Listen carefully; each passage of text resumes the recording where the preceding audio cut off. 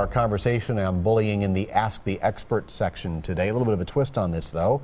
It's a different form of bullying, a term you may not have heard of, financial bullying. I have not, but it's happening more than you realize. Tony Drake with Wealth Wisconsin Management joining us live this afternoon. Financial bullying, what is that? Yeah, it's a term a lot of folks aren't real familiar with, but about 1 in 10 people report that they're feeling financially bullied. You know what this is a spouse, significant other that you live with that's maybe controlling your money, their money, controlling what you spend, not letting you have any budget that you can spend on, and really making you feel trapped financially.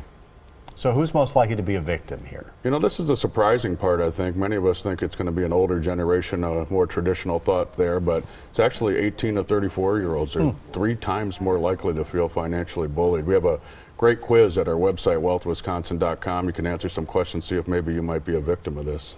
How do you avoid this? I mean, what do you do if you're in this situation?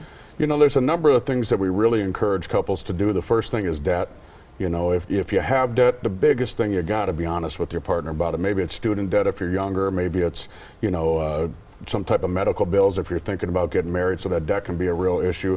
Spending habits are another one. You know, we got to be open and honest. But I think it's important for couples. I always suggest to my folks that you have an amount that you can spend on your own. Don't have to ask permission. But if it's above a certain dollar amount, let's sit down, talk to each other, and make sure we're all on the same page. You don't have to make the call if you want to buy a pair of shoes every time. I mean, I think that's what the bullying comes down to. Someone who says you can't go out and spend $25, $50, $100 without asking permission.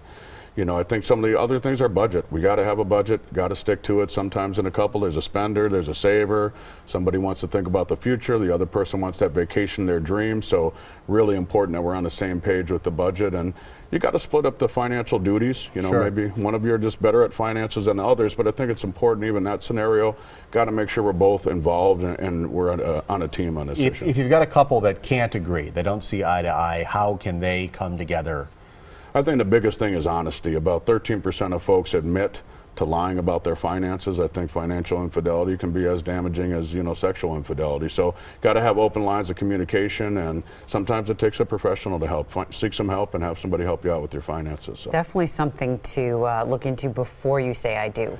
Really important nowadays. You know, there's actually some dating sites out there that post your credit score and whether you have any dates, so your prospective That's really mate. laying it all out there. That's putting the cards out there for sure. Tony, thanks. Got a question for our experts? Email them, asktheexpert@tmj4.com. You can also leave a voicemail.